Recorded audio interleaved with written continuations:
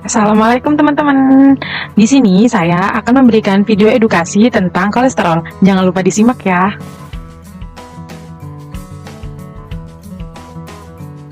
Sebelumnya, perkenalkan nama saya Siti Mayada Alasra, NIM saya 1907026001. Saya dari kelas Gizi 5A.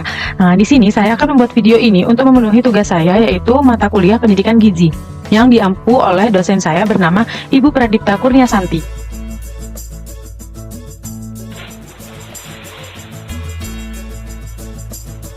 Pokok pembahasan yang akan saya sampaikan di dalam video ini yaitu ada 6 poin. Yang pertama yaitu penjelasan tentang kolesterol, yang kedua jenis kolesterol, yang ketiga gejala kolesterol, yang keempat penyebab kolesterol, yang kelima akibat kolesterol, dan yang keenam adalah perencanaan diet untuk kolesterol.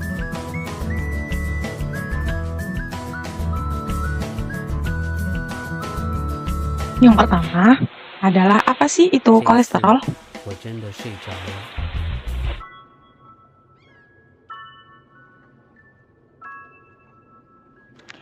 Kolesterol adalah lemak yang berguna bagi tubuh. Nah, pada saat kolesterol ini terlalu tinggi kadarnya ada di dalam tubuh kita, mereka itu akan menumpuk di bagian pembuluh darah kita. Nah, dari kejadian penumpukan tersebut, mereka akan mengganggu aliran darah kita. Dengan kata lain, kolesterol itu adalah saat kandungan LDL lebih tinggi daripada HDL.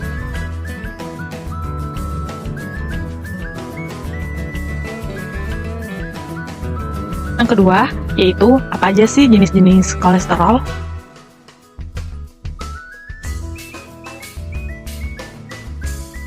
Jadi teman-teman, jenis-jenis kolesterol ini kan ada 3 ya. Yang pertama itu kolesterol total. Nah, kolesterol total ini memiliki fungsi untuk membentuk sel dan hormon yang ada di tubuh kita.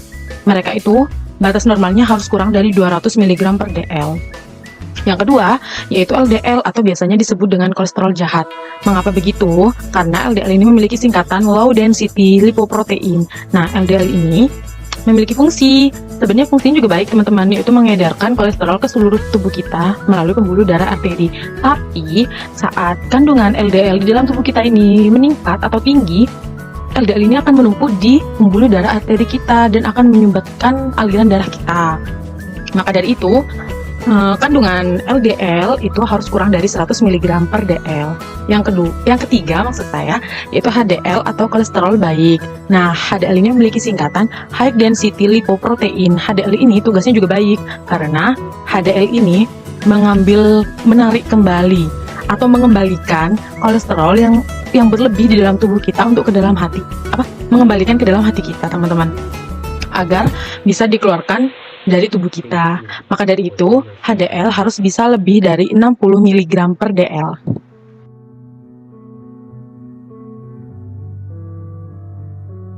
Yang ketiga, yaitu apa saja sih gejala kolesterol?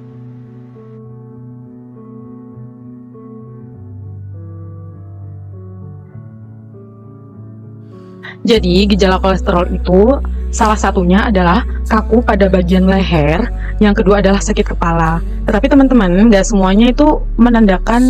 semuanya sakit kepala dengan leher itu menandakan bahwa kita kolesterol. Maka dari itu, kita lebih menyarankan, atau saya menyarankan untuk cek darah ke laboratorium atau dokter di daerah terdekat kalian semua. Nah, dengan tes darah tersebut, kita tuh bisa tahu apakah kolesterol yang ada di tubuh kita itu tinggi atau normal. Nah, disarankan oleh seorang dokter yaitu 4-6 tahun sekali, mulai dari usia 20 tahun.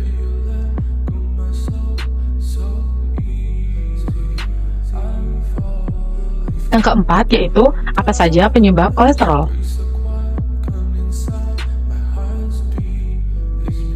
Jadi penyebab kolesterol itu ada 3 diantaranya yang paling berpengaruh, yaitu yang pertama gaya hidup tidak sehat.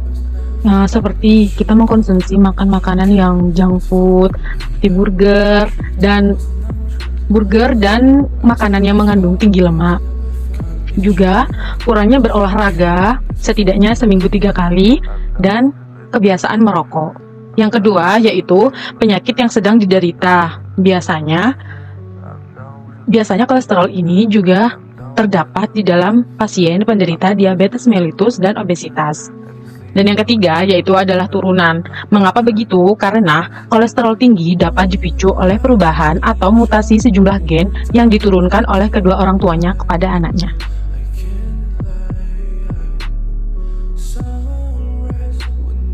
Selanjutnya, apa aja sih akibat dari kolesterol?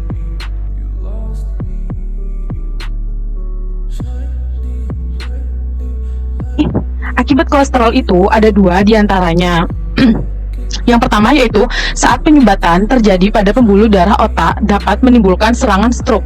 Dan yang kedua, saat penyumbatan tersebut terjadi pada pembuluh darah yang ada di jantung, maka akan menimbulkan serangan jantung. Materi terakhir yaitu perencanaan diet pada pasien kolesterol. Jadi, syarat diet kolesterol atau dislipidemia karena kolesterol tersebut sudah ada dalam dislipidemia. Jadi yang pertama yaitu energi harus dihitung sesuai kebutuhan tubuh menggunakan rumus Mifflin. Lalu, harus ada penurunan berat badan apabila pasien tersebut mengalami kegemukan atau obesitas. Yang kedua yaitu lemak. Lemaknya harus kurang dari 30%. Nah, maka dari itu lemak jenuh harus 10-7%, lemak tak jenuh 10-15%. Lalu, untuk kandungan kolesterol di dalam setiap makanan harus kurang dari 300 mg. Yang ketiga yaitu protein. Proteinnya harus cukup dari 10-20% dari kebutuhan total. Nah, utamakan ikan karena ikan tersebut memiliki banyak kandungan omega 3 dan juga harus diimbangi dengan protein nabati yaitu tahu atau tempe. Dan yang keempat yaitu adalah karbohidrat. Karbohidratnya harus sedang antara 50-60% dari kebutuhan total. Dan yang kelima, yang terakhir yaitu adalah serat. Seratnya harus tinggi yaitu sekitar 25-30 gram per hari. Utamakan serat yang larut air.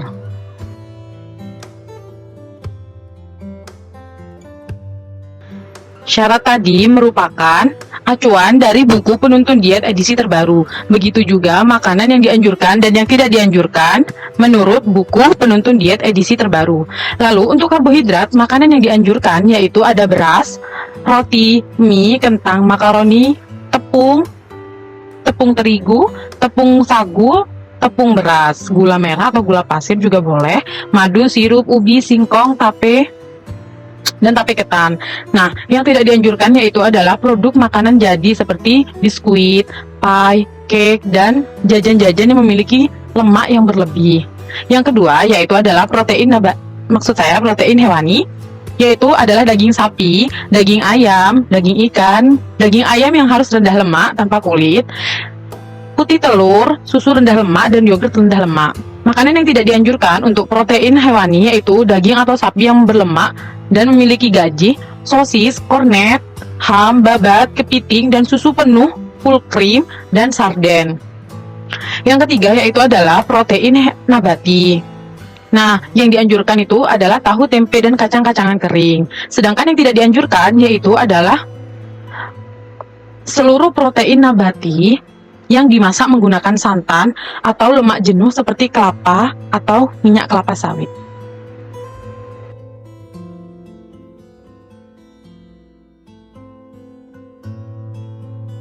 Selanjutnya, untuk bagian sayuran, kita membolehkan semua sayuran yang dimasak dengan cara dikukus, direbus, atau ditumis dengan menggunakan minyak jagung, minyak kedelai, atau margarin tanpa garam, dan dimasak dengan santan yang encer.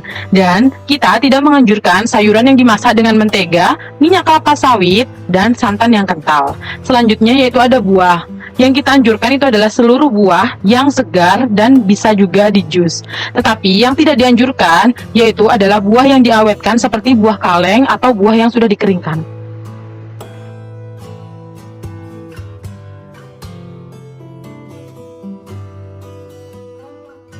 Segitu saja penjelasan video dari saya tentang kolesterol.